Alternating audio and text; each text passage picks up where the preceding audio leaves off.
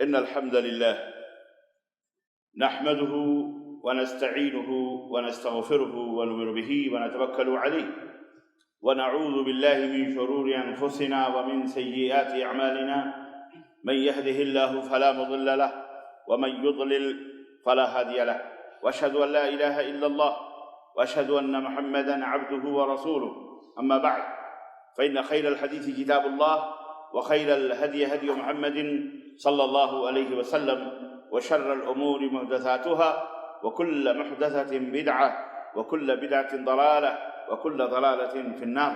قال الله تعالى في كلامه المجيد: يا أيها الذين آمنوا اتقوا الله حق تقاته ولا تموتن إلا وأنتم مسلمون.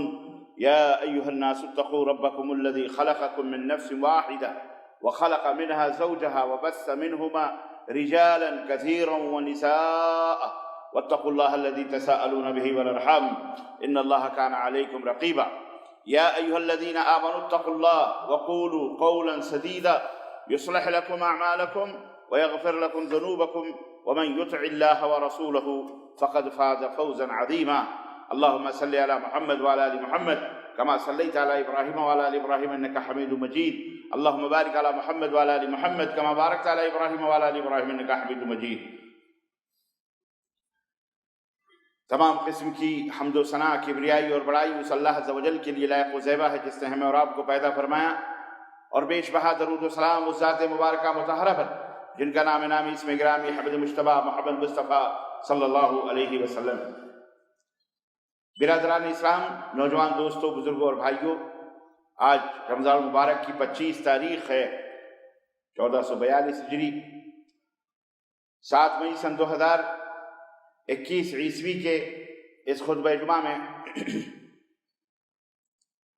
کچھ احکام، کچھ آداب، کچھ مسائل صدقہ فطر اور عید کے آپ حضرات کی خدمت میں رکھنے کی سعادت حاصل کر رہا ہوں. یہ ماہ مبارک ایام معدودات جو اللہ تبارک و تعالیٰ کی طرف سے اپنا یہ برکت، اپنی برکتیں اور رحمتیں لے کر ہمارے سروں پہ سایہ فگن تھا. دوستو، اس ماہ مبارک کا یہ آخری جمعہ ہے، اور اس کے بعد آنے والا سال وہ خوش نصیب وہی ہوگا جو پھر اس ماہ مبارک کو پائے گا. اللہ ہم سب کو نصیب فرمائے. دوستو اور بھائیوں، کتنی تیزی کے ساتھ احساس تک نہیں ہو رہا، یقین تک نہیں آ رہا کہ کس طرح یہ عظیم الشان مہمان ہم سے رخصت ہو چکا ہے. ایام چند دن ہیں گنے چنے، اللہ رب العزت نے اسے ایام معدودات کا چند گنے چنے. اللہ اکبر! کتنے خوش نصیب ہوں گے وہ حضرات جنہوں نے اس ماہ مبارک کی برکتوں اور سعادتوں سے خود کو مالا مال کیا ہو. اللہ عز و جل ہم سب کی گردنوں کو، ہمارے ماں باپ کی گردنوں کو جہنم سے آزاد فرمائے، اور بار الہ ہم سب کے دکھ، درد، پریشانیاں، حزن، ملال، غم، تکلیف، اذیت، جو کچھ بھی ہے اللہ ان سب کو آسان فرمائے، ختم فرمائے، اور پوری دنیا کے اندر عالم انسانیت کو اللہ اس کرونا جیسی بیماری سے اللہ نجات عطا فرمائے، اور اللہ عز و جل جو بیمار ہیں انہیں شفا یابی، اور جو انتقال کر چکے ہیں اللہ انہیں شہادت کی موت عطا فرمائے. حضرات، اللہ ہم سب کی حفاظت فرمائے، ہمارے آل اولاد بال بچوں کی جہاں کہیں بھی ہیں اللہ سب کی حفاظت فرمائے. آمین یا رب العالمین. دوستو، لا يرد القدر الا الدعاء. اللہ کے رسول صلی اللہ علیہ وسلم نے فرمایا کہ تقدیر کو بدلنے والی اگر کوئی چیز ہے تو وہ دعائیں. اس لیے دعا کرنے میں بخیلی نہیں کرنی چاہیے، دعا کرنے میں کبھی بھی کنجوسی نہیں کرنی چاہیے، ہمیشہ دعا کرنی چاہیے، ہمیشہ استغفار کرنا چاہیے، اور اللہ سے اچھا گمان رکھ کر اللہ سے مانگنا چاہیے، کیونکہ اللہ الصمد وہی ہے، بے نیاز ہے، اسے کسی کی پرواہ نہیں ہے. وہ مالک الملک ہے، وہ ساتوں زمین اور ساتوں آسمانوں کا تنہا اکیلا مالک ہے، وہ یوم جزا کا مالک ہے. اس کے حکم کتاب ذرے ذرے ہیں. اگر وہ آپ کا ہو جائے تو پھر ساری کائنات آپ کی ہو جائے گی. اس لیے اپنے اس مالک و مولا سے محبت کرتے ہوئے، اس سے الہا گریہ وزاری گڑ گڑاتے ہوئے روتے ہوئے آنسو نکالتے ہوئے اللہ سے اس کو پکارا کریں اور اس کو یاد کیا کریں. کوئی مخصوص وضع اور حالت نہیں، جس حالت میں بھی ہیں اللہ کا ذکر ہونا چاہیے. اللہ خوش ہوتا ہے.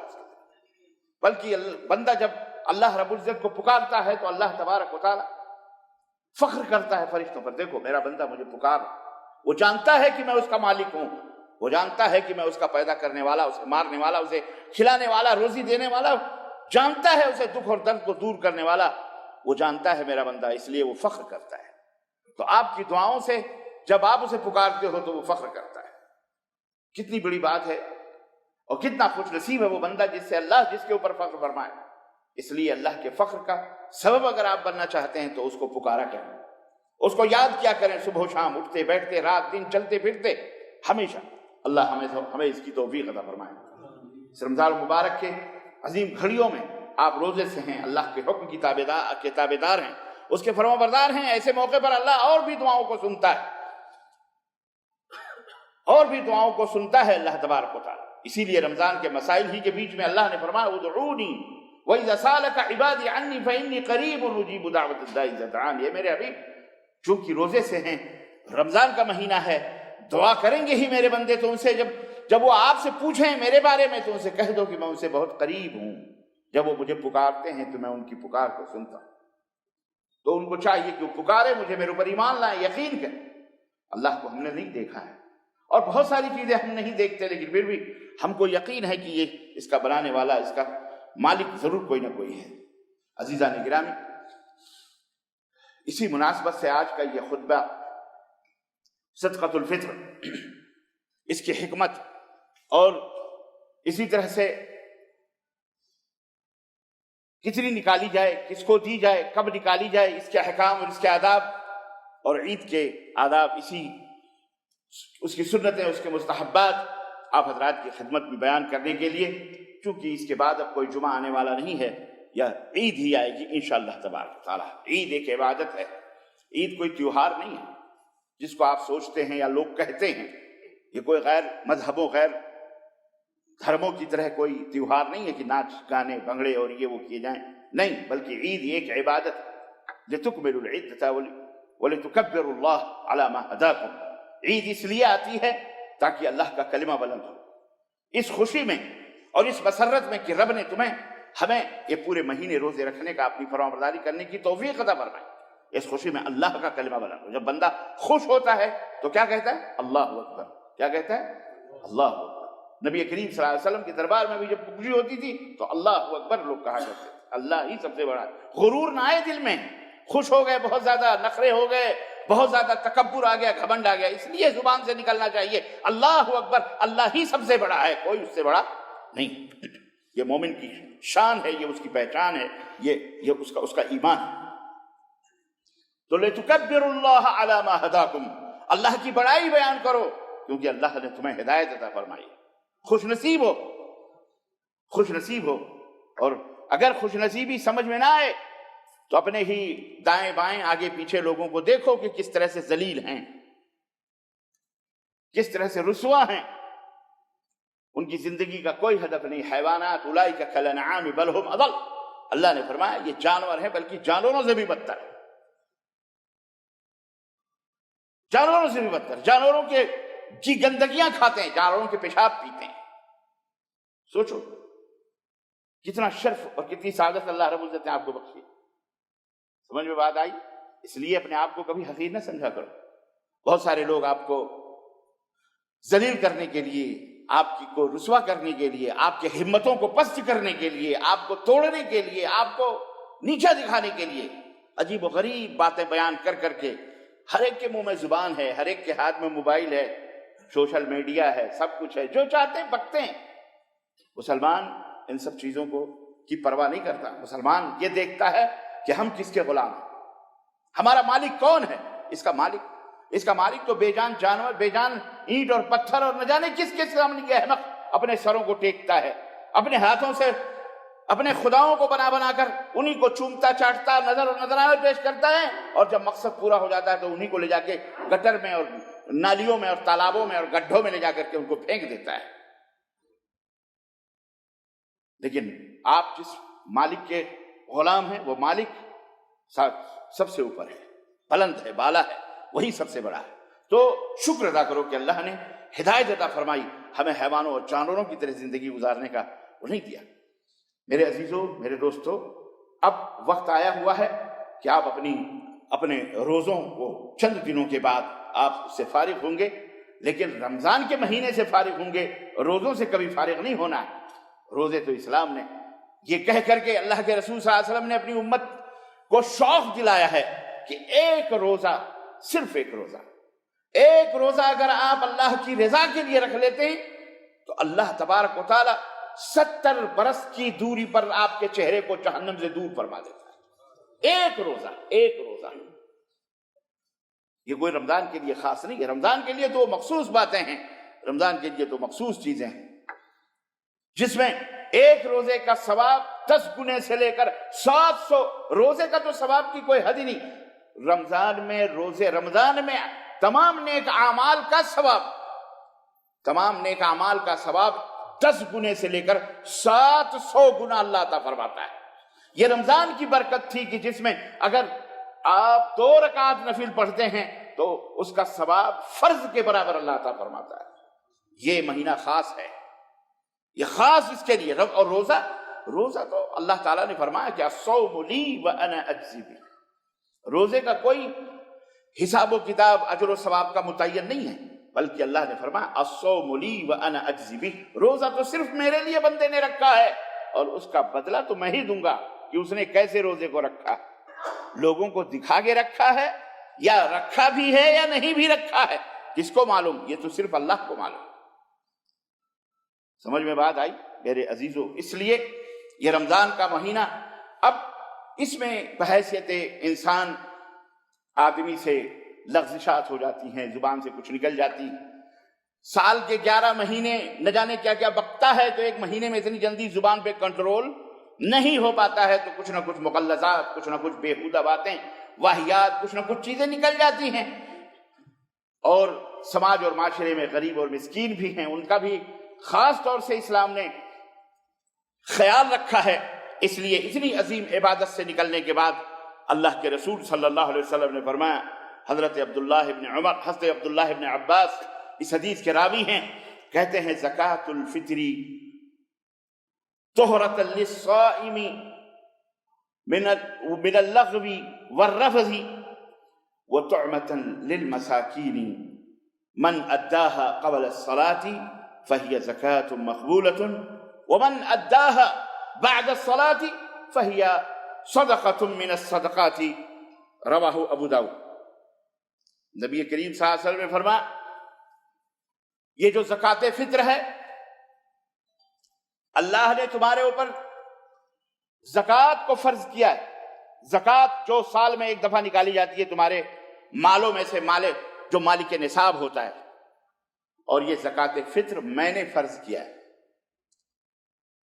اور یہ اسی وقت سے فرض ہے جب سے رمضان المبارک ہمارے اوپر فرض کیا گیا، رمضان المبارک کے روزے ہمارے اوپر فرض کیے۔ تو اللہ کے رسول صلی اللہ علیہ وسلم نے اس کی حکمت بیان کی کہ یہ زکوٰۃ فطر نکالنے کا، صدقہ فطر نکالنے کا، جس کو ہم فطرانہ کہتے ہیں، رمضان کے اخیر میں نکالتے ہیں، اس کا سبب کیا ہے، اس کی حکمت کیا ہے؟ اللہ کے نبی صلی اللہ علیہ وسلم نے اس کی حکمت بیان کرتے ہوئے فرمایا کہ یہ طہرۃ للصائمین من اللغو والرفث، روزے دار جو بےہودہ باتیں اور غلط سلط باتیں رمضان کے مہینے میں روزے کی حالت میں کہہ دیتا ہے، صدقہ فطر ادا کرنے سے وہ تمام میل و کچیل پاک و صاف ہو جاتے ہیں۔ اللہ، اسے نہیں، اگر کہیں داغ دھبا اگر اس کے روزوں پہ لگے ہیں، داغ دھبے لگے ہیں، تو اللہ تبارک و تعالیٰ اس صدقہ فطر کے نکالنے سے وہ داغ اور دھبے کیا کر دیتا ہے؟ دور فرما دیتا ہے۔ اور ایک روایت میں یہاں تک آتا ہے کہ یہ روزہ آسمان و زمین کے درمیان معلق ہوتا ہے قبولیت کے لیے، داباب قبولیت پر، یہاں تک کہ بندہ جب صدقہ فطر ادا کر دیتا ہے تو وہ روزہ اللہ تبارک و تعالیٰ کے ہاں پہنچ جاتا ہے۔ تو صدقہ فطر کی ایک حکمت یہ ہے کہ اس سے روزے دار کے جو میل و کچیل ہوتے ہیں وہ تمام کے تمام روزوں کے اوپر لگے ہوئے وہ تمام کے تمام پاک و صاف ہو جاتے ہیں۔ اور دوسرا سبب اللہ کے رسول صلی اللہ علیہ وسلم نے فرمایا وَطُعْمَةً لِلْمَسَاكِينَ، کھانا ہے مساکین کے لیے، وہ مسکین غریب جن کے گھروں میں چولہے بھی نہیں جلے، آج کی دن کم از کم عید کے دن تو اس کے گھر میں چولہے جلنے چاہیے، عید کے دن تو کم از کم اسے کم از کم کھانے پینے اور راحت اور سکون ملنی چاہیے۔ اس وجہ سے صدقہ فطر کو واجب اور فرض قرار دیا گیا۔ اللہ کے نبی نے فرمایا جس نے نماز عید سے پہلے اسے ادا کیا اس کا صدقہ تو اللہ کے ہاں قابل قبول ہے، اور وہ زکوٰۃ فطر ہے، صدقہ فطر ہے، لیکن جس نے عید کے بعد اسے ادا کیا، اس سے پہلے ادا نہیں کیا، تو اس کا صدقہ ہے لیکن وہ عام صدقہ ہے، وہ صدقہ فطر کا مقام یا صدقہ فطر اس سے حاصل نہیں ہو سکتا۔ بات سمجھ میں آئی؟ اور صدقہ فطر کس کے اوپر فرض ہے یہ بھی آپ کو معلوم ہونا چاہیے، اور کب فرض ہے اور کب تک ادا کی جانی چاہیے۔ تو یہ بات یاد رکھیے کہ زکوٰۃ فطر ہر مسلمان پر فرض ہے، ہر مسلمان پر فرض ہے۔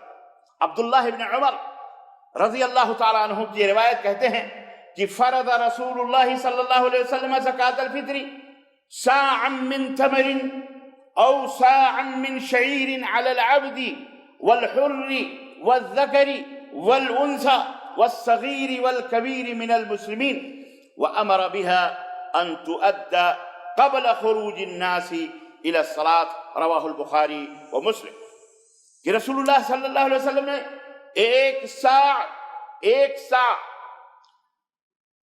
زکوٰۃ، ایک سا کھجور کی، اسی طرح ایک سا جو سے ہر غلام، آزاد، مرد، عورت، بچہ، بوڑھا، مسلمانوں جو مسلمان ہیں ان کے اوپر فرض قرار دیا ہے، یعنی یہ ہر مسلمان کے اوپر فرض ہے، چاہے وہ عورت ہو، چاہے وہ مرد ہو، چاہے وہ غلام ہو، چاہے وہ آزاد ہو، چاہے وہ بچہ ہو، چاہے نوکر ہو، چاہے وہ باندھی ہو، چاہے کوئی بھی ہو۔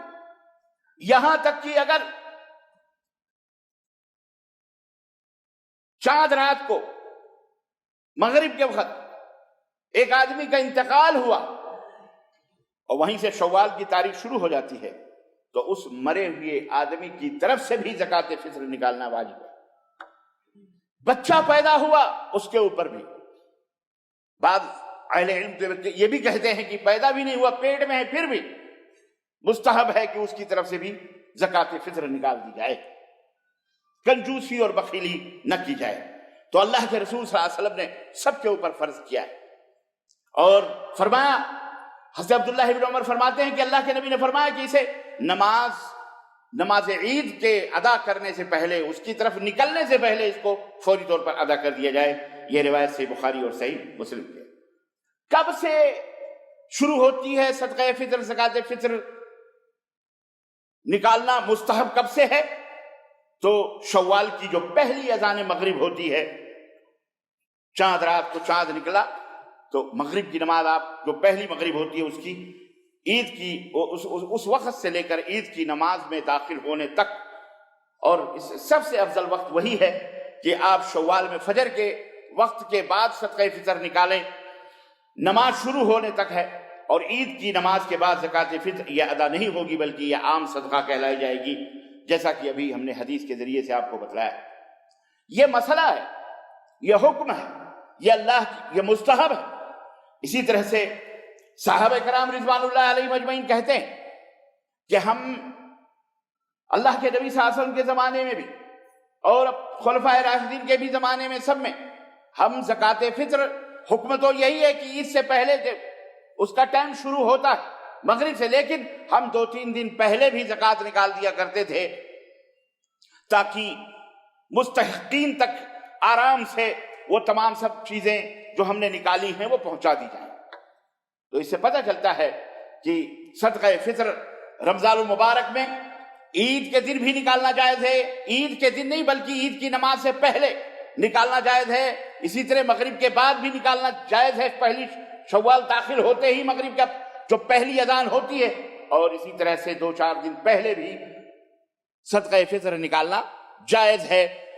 آدمی کی مصروفیت ہے، آدمی کی مشغولیت ہے، اس لیے اس سے پہلے بھی اس کے لیے نکالنا درست ہے اور جائز ہے۔ صحابہ یہ کیا کرتے ہیں، اور جیسا کہ ہم نے بتایا کہ پہلے جو ہے عید کی نماز پڑھنے سے پہلے جتنی جلدی ہو سکے آپ اپنے اس صدقہ فطر کو، زکوٰۃ فطر کو ادا کر دیں۔ اور زکوٰۃ فطر ہر آزاد مسلمان پر فرض ہے جس کے پاس اگر کوئی کام کرنے والے ہیں، نوکر ہیں، عاملین ہیں، نوکرانیاں ہیں موجود ہے، ان کی طرف سے بھی وہ مالک نکالے گا۔ ان کی طرف سے کون نکالے گا؟ جو مالک ہے وہ نکالے گا۔ اسی طرح سے ہر اس مسلمان کے اوپر ہے جس کے پاس ایک دن ایک رات کے کھانے کا غلہ اس کے پاس موجود ہے، خوراک اس کے پاس موجود ہے، ایسا شخص اپنی طرف سے اپنے بیوی، اپنے بچے، اپنے ماں باپ، بھائی بہن، دادا دادی، نانا نانی، جو بھی اپنے نوکروں، اپنے غلاموں، اپنے بادیوں میں جس کی بھی وہ کفالت کرتا ہے یا جس کی وہ پرورش، جو اس کے زیر پرورش اور مسلمان ہیں، کافر نہیں مسلمان ہیں، ان کی طرف سے صدقہ فطر نکالنا واجب ہے اس مسلمان کو۔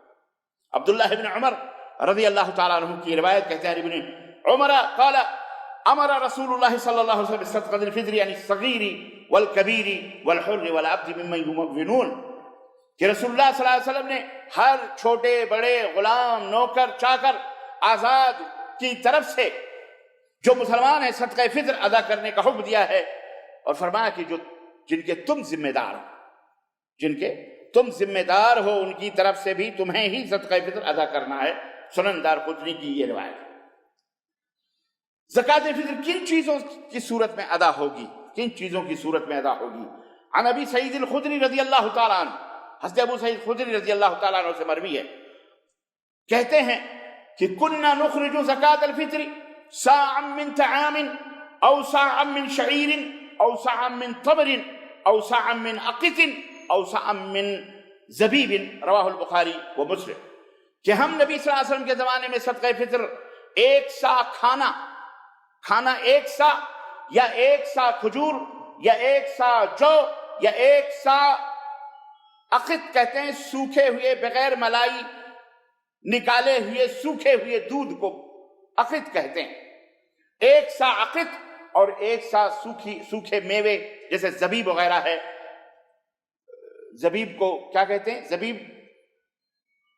کشمش وغیرہ، یہ نکالا کرتے تھے، صحیح بخاری اور صحیح مسلم کی یہ حدیث ہے۔ تو میرے عزیزو، اس میں جو بھی میسر ہے آدمی کو نکالے، اور رسول اللہ صلی اللہ علیہ وسلم نے کھانے کی تو لمبی فہرست ہے، کھانے کی تو کھانے میں، اور اس کی تو جو بھی بیان کر دیے گئے ہیں، کھانے کی گیہوں بھی ہے، دال بھی ہے، چاول بھی ہے، گوشت بھی ہے، جس ملک میں جو لوگ عام طور پر کھانا کھاتے ہیں، جو بھی آپ کھاتے ہیں،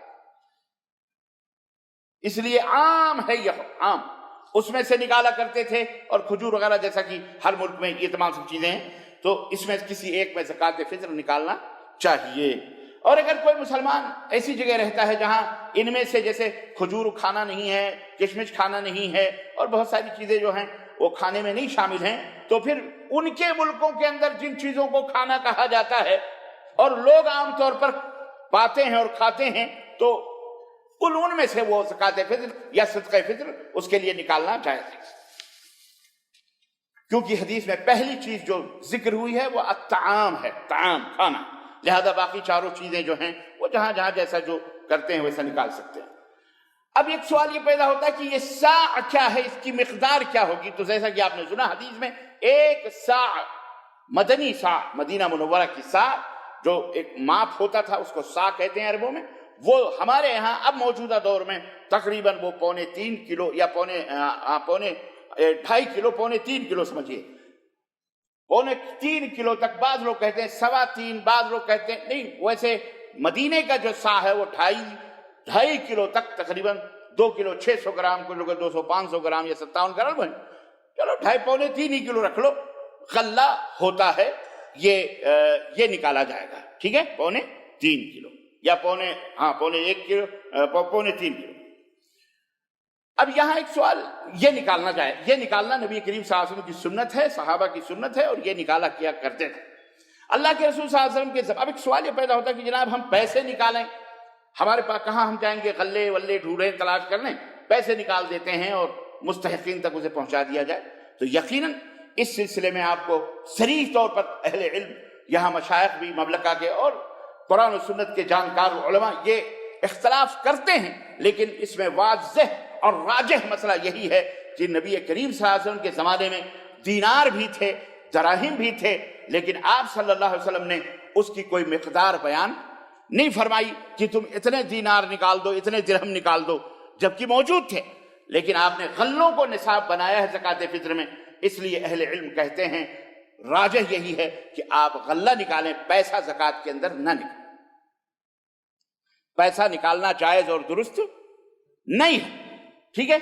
اب یہاں پر ایک مسئلہ یہ بھی آتا ہے کہ ہم اگر پیسہ نکالتے ہیں، ٹھیک، ہم اگر غلہ نکالتے ہیں، لیکن بہت سارے لوگ ہیں ان کے بعد کی فرصت نہیں، یہ نہیں، اس کے لیے حکم شریعت میں یہ ہے کہ آپ کسی معتبر آدمی کو، جس کے اوپر آپ کو بھروسہ ہے، اعتبار ہے کہ یہ آدمی مستحقین تک انشاءاللہ ہماری زکوٰۃ پہنچائے گا، تو آپ اسے وکیل بنا سکتے ہیں، آپ اسے پیسہ دے دیں کہ بھائی میری طرف سے غلہ، وصیت بھی کر دیں کہ غلہ نکالنا میری طرف سے، پیسہ نہیں، کیا نکالنا؟ ہاں یہ نہیں کہ وہ پیسہ لے لے اور جا کے پیسے بانٹ دے، نہیں، غلہ نکال کے ہماری طرف سے مستحقین تک پہنچا دو، جو بھی مستحق۔ بات سمجھ میں آئی کہ نہیں؟ وکیل بنا سکتے ہیں، وکیل بنانا یہ جائز ہے، آپ وکیل بنا کر کے کسی کو اس طرح سے حوالے کرتے ہیں۔ یہ عزیزان گرامی، اب ایک سوال یہ بھی پیدا ہوتا ہے کن کو دی جائے گی یہ زکوٰۃ؟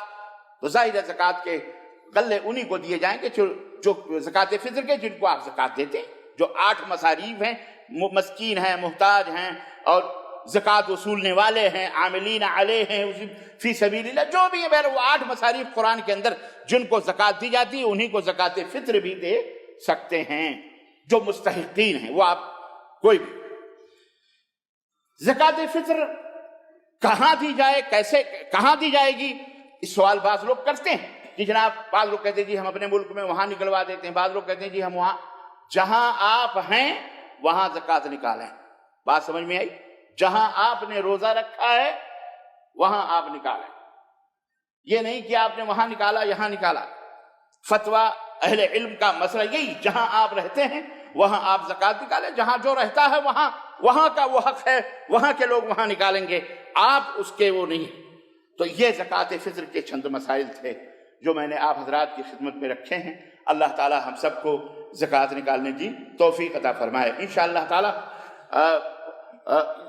جو ہے کیا کہتے ہیں، جیسے ہر سال یہاں پہ آپ لوگ وکیل بناتے ہیں، یہاں رکھے ہوئے ہیں کارٹون، اس میں آپ اپنی زکوٰۃ جاتے جاتے، فرصت ہے، ابھی وقت ہے، مشغول ہو جاؤ گے۔ بعض لوگ پوچھتے ہیں بعد میں کہ جناب علی ہم نے نماز پڑھ لی، زکوٰۃ نہیں نکالی، کہاں ہے زکوٰۃ نکالنے؟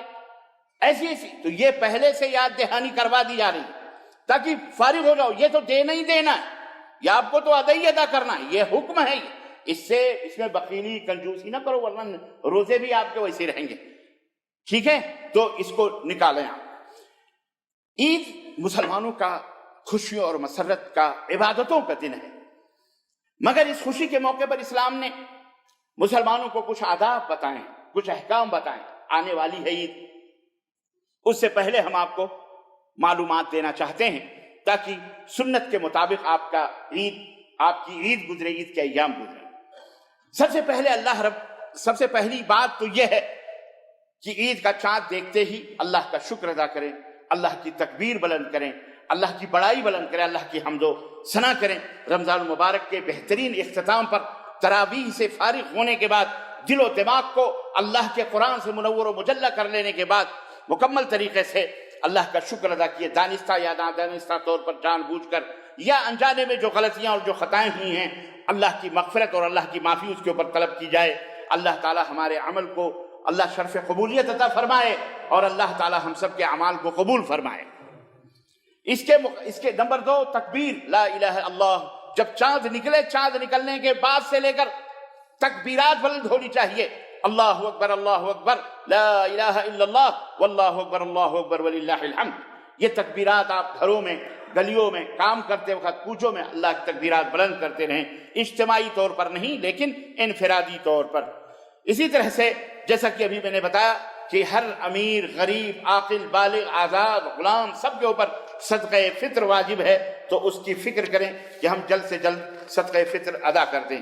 عید کے آداب میں سے ایک ادب چوتھی چیز یہ بھی ہے کہ عید کے دن صبح سویرے، ظاہر ہے فجر کی نماز سے پہلے یا فجر کی نماز کے بعد، بہرحال عید کی تیاری کرنا، غسل کرنا، منجن پیسٹ ہو یا مسواک ہو، جو بھی ہو، بہرحال مسواک کرنا، منجن کرنا، دانت منہ ہاتھ صاف کرنا، نہانا، غسل کرنا، اچھے اور صاف کپڑے پہننا، یہ بھی سنت ہے، جیسا کہ ابن ماجہ، موطا اور زاد المعاد کے اندر اللہ کے رسول صلی اللہ علیہ وسلم کی حدیثیں موجود ہیں۔ نمبر 5، عید الفطر کی نماز کو نکلنے سے پہلے کچھ نہ کچھ کھا کے نکلنا، چاہے وہ 1 کھجور ہو، چاہے وہ 3 کھجور ہو، چاہے اب جس کے پاس کھجوریں نہیں ہیں تو وہ جو کوئی بھی میٹھی چیز کھا کر اور پانی پی کر کے نکلے۔ جبکہ بقرعید کے دن اس کے مختلف ہے۔ بقرعید کے دن کچھ بھی کھا پی کر کے نہیں نکلنا چاہیے، بلکہ بقرعید کے دن آدمی کو تھوڑی دیر صبر کر کے نماز کے بعد جا کے جانور ذبح کر کے اور پھر اس کا گوشت کھانا چاہیے، یہی سنت ہے۔ لیکن اب حالات بہت سارے تبدیل ہو گئے، لوگوں کو تو بیڈ کی چاہیے، سو کے اٹھے ہی ابھی منجن برش بھی نہیں کیا کہ بسترے پر چائے چاہیے، تو اب اس کے لیے کیا کریں گے؟ محروم ہوتے ہیں۔ سنت ہے، فرض واجب تو نہیں ہے یہ، لیکن اگر آپ عمل کریں گے تو آپ کو ثواب ملے گا۔ اسی طرح سے طاق کھجور کھا کر کے نماز کے لیے عیدگاہ کے لیے نکلیں۔ اور نمبر 5، عیدگاہ کی نماز کے لیے پیدل چلنا سنت ہے، پیدل نکلنا سنت ہے، لیکن اگر دور ہے، نہیں پیدل چل سکتے، مجبوری بھی ہے، سب کچھ ہے، تو گاڑی سواری جو بھی ملے عیدگاہ تک پہنچنا چاہیے۔ اسی طرح نماز عید بغیر کسی عذر کے مسجد کے اندر پڑھنا یہ سنت سے ثابت نہیں ہے، بلکہ میدان میں عیدین کی نماز ادا کی جائے، کھلے میدان میں۔ لیکن اگر عذر ہے، مجبوری ہے، جیسے آج کل شہر ہیں بڑے بڑے، ان شہروں میں اتنی جگہ نہیں ہوتی تو جامع ہوتے ہیں، مسجدیں ہوتی ہیں، وہاں پہ نماز ادا کی جاتی ہے۔ بعض عیدگاہیں بھی ہیں، وہاں بھی نماز ادا کی جاتی ہے۔ تو بہرحال ترمذی کی روایت ہے۔ اسی طرح سے جب آپ عید کی نماز کے لیے آئیں تو تکبیرات بلند کرتے ہوئے آئیں، اللہ اکبر، اللہ اکبر، لا الہ الا اللہ، واللہ اکبر، اللہ اکبر، وللہ الحمد۔ اسی طرح عید کی نماز مردوں پر واجب ہے، عورتوں کے اوپر واجب اور فرض نہیں ہے، لیکن اللہ کے رسول صلی اللہ علیہ وسلم کے زمانے میں باقاعدہ حکم تھا کہ عورت ہو کہ مرد ہو، سب کو عیدگاہ حاضر ہونا ہے۔ حضرت ام عطیہ کہتی ہیں کہ ہم میں سب لوگ نکلتے تھے، حیض والی ناپاک عورتیں بھی نکلتی تھیں، البتہ یہ تھا کہ اللہ کے نبی نے فرمایا کہ وہ نماز میں شریک نہیں ہوں گی، بلکہ وہیں عیدگاہ کے کنارے یا کہیں بیٹھیں گی، وہ مسلمانوں کی عام دعاؤں میں شریک ہوں گی اور نصیحتوں کو سنیں گی۔ تو عیدگاہ، حضرت ام عطیہ کہتی ہیں ہم نے کہا اللہ کے نبی، ہمیں بعض عورتیں ہیں جن کے پاس اوڑھنی نہیں ہے، چادر نہیں، کیسے نکلیں؟ تو آپ صلی اللہ علیہ وسلم نے فرمایا اپنی سہیلی سے، اپنے پڑوسی سے مانگ لے وہ، اور اوڑھ کر کے اوڑھنی نکلے۔ الغرض عورت کو بھی عیدگاہ پہنچنا چاہیے۔ عورتیں ہماری بہت ساری مائیں بہنیں شکوہ کرتی ہیں، روزہ ہم بھی رکھتے ہیں، مہینہ بھر ہمیں منع کیا جاتا ہے، تو یاد رکھو میری ماؤں بہنوں، یاد رکھو دشمنوں کو، کافروں کو کہنے کا موقع اسلام نے نہیں دیا ہے۔ اسلام نے دروازے صرف عیدگاہی کے لیے نہیں، عیدین کے لیے نہیں، بلکہ 5 وقت کے لیے تمہارے لیے کھولیں۔ یہ مولوی ظالم ہیں، یہ بدبخت مولوی ہیں جو ماؤں بہنوں کو، بیٹیوں کو بازاروں میں، سینما ہالوں میں اور ادھر ادھر شاپنگ سینٹروں میں، مالوں میں جانے کی اجازت تو دیتے ہیں، فتنہ نہیں سمجھتے نالائق، لیکن صرف نماز اور عیدین کے لیے یہ مردود فتنہ سمجھتے ہیں۔ یہ مولویوں کا فتویٰ ہے، یہ مولویوں کا دین بنایا ہوا ہے۔ اللہ اور اس کے رسول کا دین جو اسلام ہے، اس کے اندر مسجد کے اندر بھی 5 وقت عورت آ کر کے نماز ادا کر سکتی ہے، شرط یہی ہے کہ وہ خوشبو وغیرہ استعمال کر کے نہ آئے۔ اسی طرح عیدین کے لیے تو باقاعدہ اللہ کے نبی صلی اللہ علیہ وسلم نے حکم دیا ہے کہ حائضہ عورت تک، نفاس والی عورتیں تک پہنچ جائیں عیدگاہ کے اندر، تاکہ ان کو، یہ بہت بڑا دن ہے یہ مسلمانوں کے لیے، اور کیا ہے۔ لیکن اب جن کے دھرم میں، جنہوں نے اپنا مذہب بنایا، ہر جمعرات کو ڈھول ڈھمکے ہوتے ہیں، ہر مہینے میں کوئی نہ کوئی تیوہار بنا کے اسلام کے نام پر اپنی عورتوں کو مزاروں میں، درگاہوں میں، شدوں میں، علموں میں لے جا کے گھسیڑتے ہیں سجا سجا کے، تو ان کی بات الگ ہے، ان کے نزدیک عید کیا ہے اور بقرعید کیا ہے، جشن کیا ہے۔ لیکن جن کی عورتیں با پردہ باحیا بیچاریاں صرف عید اور بقرعید پا، ان سے پوچھو عید کی خوشیاں کیا ہوتی ہیں، ان سے پوچھو بقرعید کی خوشیاں کیا ہوتی ہیں۔ سمجھ میں بات آئی کہ نہیں آئی؟ یہ اللہ رب العزت نے ہمیں یہ عید کے دن عطا فرمایا ہے، بچوں کے لیے، سب کے لیے خوشیاں منائیے اور احترام کے ساتھ، اکرام کے ساتھ، حلال طریقے سے۔ تو بہرحال عورتیں بھی اپنے فونوں پر، اپنے موبائلوں کے ذریعے اپنے گاؤں میں اس کا اہتمام کرو، اس کا اہتمام کرو۔ بعض ظالم اعوذ باللہ استغفر اللہ تالے لگا دیتے ہیں، نہیں، اگر مسجد میں جانا چاہیں یا عیدگاہ میں بھی منع کرتے ہیں باقاعدہ، اعوذ باللہ، اللہ تعالیٰ ان مولویوں کو ہدایت عطا فرمائے۔ اور یہ دشمنی، یہ اسلام اور مسلمانوں کی بدنامی کا سبب بھی یہی بنتے ہیں۔ کچھ دنوں پہلے ہندوستان کے اندر عورتوں نے آواز لگائی کہ ہم مندر میں بڑی بڑی مندروں میں عورتوں کو منع کیا گیا، نہیں جا سکتی، یا عام مندروں میں بھی نہیں جا سکتی، تو ان کے خلاف بہت کچھ ہوا، تو لوگوں نے اسلام کو بھی پکڑ لیا، ذلیلوں نے، ہوتے ذلیل، خود پیٹتے ہیں تو دوسروں کو بھی شامل کرتے ہیں۔ انہوں نے کہا جی مسلمان بھی تو اپنی مسجدوں میں نہیں جانے دیتے۔ وہ تو اللہ کا شکر ہے کہ نیک اور صالح اور کتاب و سنت کے ماننے والے مسلمان پوری دنیا کے اندر موجود ہے، کھڑے ہو گئے۔ ہم جیسے فقیر، انہوں نے کہا کس مردود نے منع کیا بھائی؟ جس نے منع کیا وہ مردود ہے، اللہ نے منع نہیں کیا مسجدوں سے عورتوں کو۔ ہماری عورتیں مسجد کے اندر جا سکتی ہیں، نماز پڑھ سکتی ہیں، عیدگاہ میں تو باقاعدہ ایسی عورتوں کو بھی لے جانے کا حکم دیا گیا۔ کس مردود نے یہ بات کہی؟ وہ سارے مردودے چپ ہو گئے، تب جا کر کے جان چھوٹی، سمجھ میں بات آئی۔ ورنہ ایسی مسئلے بیان کر کے رکھے ہوئے ہیں کہ کافر ان کو اچھالتا ہے، اچھال کر کے صرف تنگ کرتا ہے اور برباد کرنے کے فکر میں رہتا ہے۔ بیٹا اللہ ایسے لوگوں کو ہدایت عطا فرمائے۔ عزیزان گرامی، اسی طرح سے سنت یہ بھی ہے کہ پہلی رکعت میں 7 تکبیرات کہی جائیں گی قرات سے پہلے، اور دوسری رکعت میں بھی قرات سے پہلے 5 تکبیریں۔ اس طرح سے نماز عید 12 تکبیروں کے ساتھ ہوگی، 7 تکبیریں پہلے میں اور 5 تکبیریں بعد والے میں۔ اسی طرح سے یہ روایت ابو داؤد ترمذی کے اندر۔ اسی طرح سے عام جو رفت میں جب آپ آئیں جائیں تو راستے تبدیل کرنا، یہ بھی سنت، جہاں تک آپ کو فرصت ملے سنت پہ عمل کرو۔ بس یہ کوئی ضروری نہیں کہ آپ کہو گے جناب بلدیہ سے ہم جاتے ہیں تو ہم تو جس راستے سے آتے ہیں اسی راستے، تو ایسا بھی نہیں ہے کہ جس راستے سے آپ آتے ہو الحمدللہ ڈبل راستے ہیں، آپ جس راستے سے آؤ گے پھر یو ٹرن لے کر کے پھر اس طرف سے جاؤ گے، تو اس راستے سے جاؤ گے تو اس راستے، تو الحمدللہ یہاں تو آٹومیٹک سنت ادا ہو جا رہی ہے۔ بہرحال ٹھیک ہے، لیکن سنت پہ عمل کرنے کی کوشش کرنی چاہیے۔ کچھ بھی، حضرت امام احمد بن حنبل جیل میں رہتے تھے، لیکن جب جمعے کی اذان ہوتی تھی اللہ اکبر تیار رہتے تھے، جیسے جمعے کی اذان ہوئی جیل کے دروازے تک، گیٹ تک دوڑ کر کے جاتے تھے، ہمیشہ دوڑ کر کے جاتے تھے۔ تو وہ گیٹ جو حارس جو رہتا تھا چوکیدار، وہ کہتا تھا امام جب آپ جانتے ہو کہ یہ گیٹ کا دروازہ نہیں کھلے گا، آپ باہر نہیں جا سکتے، مسجد میں نماز نہیں پڑھ سکتے، آپ جیل میں ہیں، تو آپ کیوں ہر جمعے کو دوڑ کر کے آتے ہیں؟ تو حضرت امام احمد بن حنبل امام اہل السنہ کہا کرتے تھے کہ دیکھو اللہ نے فرمایا ہے یا ایھا الذین آمنوا اذا نودی للصلاۃ من یوم الجمعہ فاسعوا الی ذکر اللہ، اے ایمان والو جب جمعے کی اذان سنو تو اللہ کے ذکر کی طرف دوڑ پڑو۔ تو میں اللہ کے اس حکم پر دوڑ کے آتا ہوں، جہاں تک میرا پس چلتا ہے، جہاں تک میری طاقت ہے وہاں تک میں آتا ہوں، اس کے بعد میری طاقت نہیں ہے تو اللہ معاف فرمانے والا ہے۔ تو عزیزان گرامی یہ ہوتے تھے، یہ ہوئے امام اہل السنہ، ان کو ملا وہ خطاب کہ وہ اہل السنہ کے امام کہلائے گئے۔ امام احمد بن حنبل اللہ کروڑوں رحمتیں نازل فرمائے ان کے اوپر اور تمام ائمہ رحمہم اللہ پر۔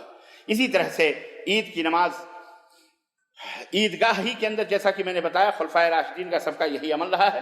آخری بات، عید کے دن جب آپ ملاقات کریں تو اس دفعہ اولاً ہمیشہ ہی گلے والے ملنے کا تو کہیں ثبوت نہیں ہے، اللہ اس کے رسول کے احادیث میں باتوں میں، نہ صحابہ نہ خلفائے راشدین، البتہ ہمارے ہاں رواج ہے تو اس میں کوئی حرج نہیں ہے، لیکن مطلب یہ کوئی دین کا حصہ نہیں ہے کہ آپ گلے ملیں ہمیشہ، لیکن رواج ہے تو اپنے اپنے رواجوں کے حساب سے جو مبارکبادیاں ہوتی ہیں وہ جائز حد تک آپ دے سکتے ہیں۔ البتہ کورونا کے اس ماحول میں تو اب جب آپ عید کی نماز پڑھنے آئیں گے تو کسی سے گلے والے نہیں ملنا، ویسے بھی شریعت نہیں ہے یہ، سمجھ رہے ہیں؟ تو بہتر یہی ہے گلے والے سمجھے، یہ تو یہ ہے کہ گزشتہ سال تو ہمیں نصیب بھی نہیں ہوئی تھی نماز، اپنے اپنے گھروں میں ہم نے پڑھی تھی، اس سال تو الحمدللہ کم از کم اجازت ہے، تو اس کا فاصلہ رکھنا، اپنے اپنے مصلے ساتھ میں لائیے گا انشاءاللہ۔ 5:45 پر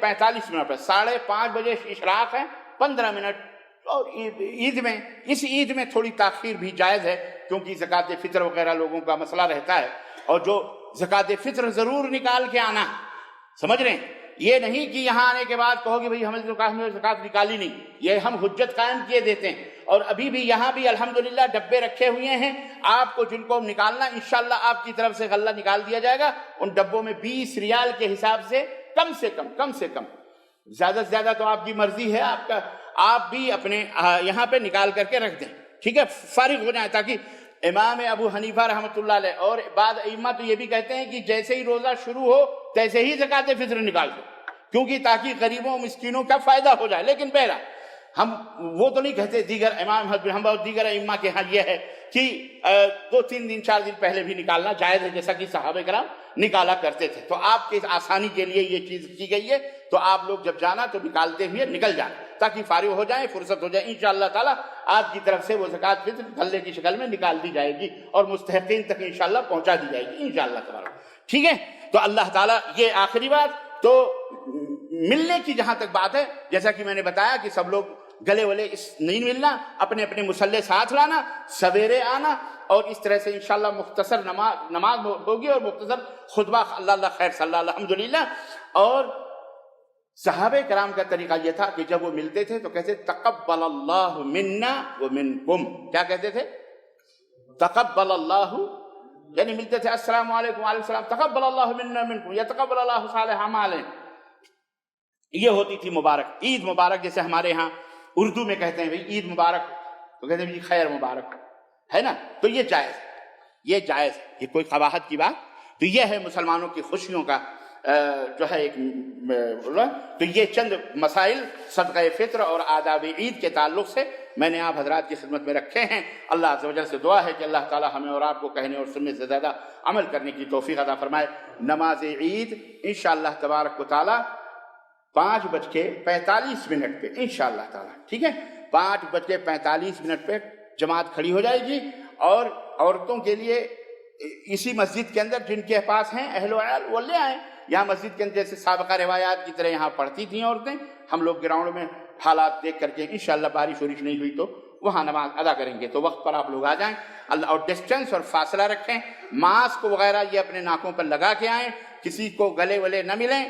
بس اللہ تعالیٰ ہم سب کی خوشیوں کو مبارک کرے اور اللہ وہ دن لائے رمضان المبارک کے ماہ مبارک پھر ہماری زندگی میں لائے اور بار بار لائے، اور اللہ اس کی برکتوں سے اور اس کی سعادتوں سے ہم سب کو مالا مال فرمائے. آمین یا رب العالمین. بارک اللہ لنا ولکم فی القرآن العظیم ونفعنی وإیاکم بالآیات والذکر الحکیم. انہ تعالی جواد کریم ملک بر رؤوف الرحیم.